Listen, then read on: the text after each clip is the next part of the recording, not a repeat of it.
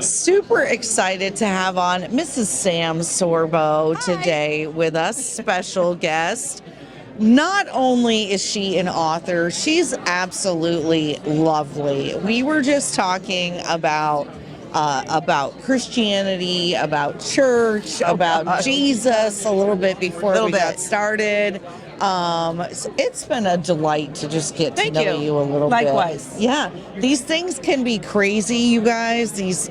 We're at the First in the Nation Summit. You're on all day. You're talking to people. Yes. You just came from another event. I did. I've half lost my voice. Yes, we need to get you like a lemon throat lozenge or some honey or something like Something that. like that would be good, probably. Okay, so before you lose your voice, would you share with our viewers? So you've got a big heart for children, for the next generation. Yeah. Well, for the nation, because the children are for the nation, right? The future and the of the next nation. generation. Okay, so you've got this. So we're gonna share with you guys a couple of her books. So they're your kids. Okay, so we got the They're book. no one else's. They don't belong to the teachers. And now there's a workbook. Yeah. To go along with it. So share with our listeners a little bit about your book and the workbook and kind of like, first of all, tell them where they can buy them and then how can they utilize these? Well, if they come out right now, we're right here. No.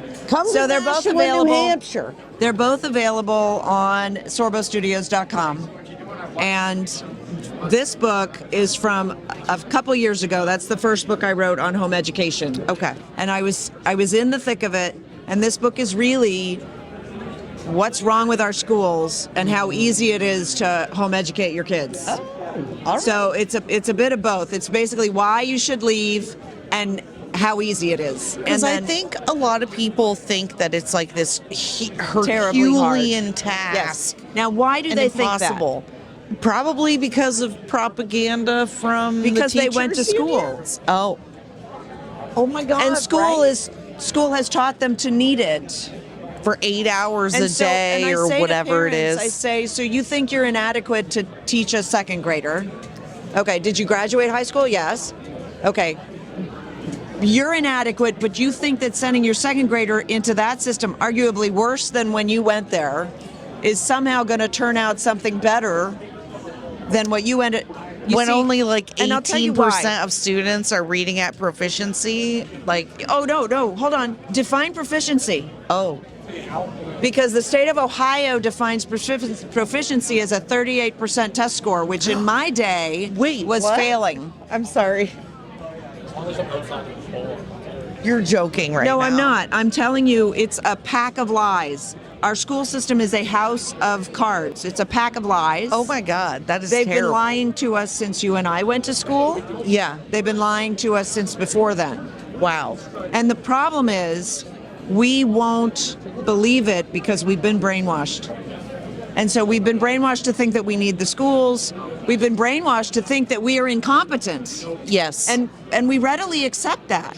That's true. So I'll talk to you about just a little bit of a paradigm that happens. Okay. We tend to personalize our failures. Okay. I can't do math. That's my fault. I don't have a math brain. Right? I've heard that so many times. Right, and it's so stupid because there is no such thing. Right. I don't have a French brain. I don't have a cheese brain. Like, what's that mean? I mean, some people might have a cheese brain. I suppose. Some people might have a cheese brain. So, okay, but I'm a really good writer. I had great English classes in school. Okay. Yep. So school is responsible for me being successful, but my failures are my own. School is not responsible for me failing. Interesting. You see what I'm saying? Winning is socialized and losing is individualized. There you go. Okay. Yeah. Okay. Yeah. That's interesting. Isn't that? I never thought about it that way. But doesn't it make sense? Yeah, because we're not allowed to like gloat or feel good about ourselves or proud of ourselves. That's like bad. You're not allowed to have like... Yeah, not anymore. Oh, wow. Right? We're going to have This a is fun all- time by the way- talking about this later. This is all communism, Yeah. okay? And it's been in our schools for a very long time. Okay. And we are not immune to it. Yep. So we've look, when I start An inspirational journey from self-doubter. That's me. Oh, I'm the I love it. self-doubter. All right. To homeschool advocate. Okay. Because I learned all this, and then I had to share it with the world. Because Yes. I actually love truth. And so I stand for truth. Amen. And that's become my life's mission. We talked earlier about finding purpose for your life. Yeah. And by the way, the Yeah. founders inserted in our documents the pursuit of life, the right to life, liberty, and the pursuit of happiness. Now, do we know how to define the word happiness? So the word happiness to the founders, and you have to go back to original intent, right? Yeah. The original meaning. Yeah. Happiness was the Aristotelian or Aristotle's definition of happiness. Okay. Which is self-purpose. Oh. In other words, when you are doing the thing that like you were made to do, self-actualization. Oh, I like that. when you are doing the thing you were created to do, right? We are created with these rights and the right to pursue happiness because we've been created for a purpose. I love that. Yeah. Oh, but our founders didn't believe in God or anything I will that. tell you this. They were all homeschooled. And so let me ask you this. What did Benjamin Franklin do? Do you know what he did? Like for a living? Like he was like an vocationally? inventor. He was a philosopher. He just went and like read books and figured stuff out.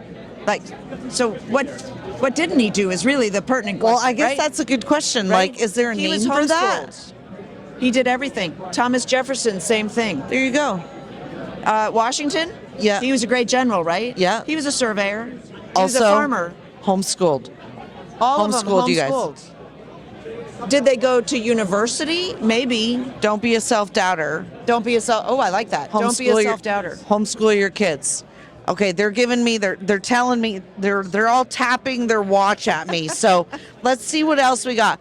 Words for Warriors. We got another book. Yes. So the subtitle, because it helps to explain these: fight back against crazy socialists and the toxic liberal left. Oh, I've codified the words that they're trying to change the definitions of. Oh. And it's fun. I get a little bit wry. Oh, so it's like an extra dictionary. Yes, with it's- like what words actually mean. It's fun. It's good bathroom reading. Fantastic. Okay, It is is, that actually. also on the same website? Yeah. What? So tell them what the website is again. SorboStudios.com. SorboStudios.com.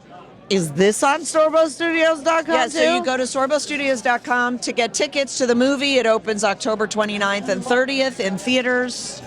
It is a family-friendly movie that is inspired by an absolutely true story of the East Texas oil strike. Oh, Which happened in 1930. It was the biggest oil strike in the history of the world. Mm-hmm. It was discovered by two con men.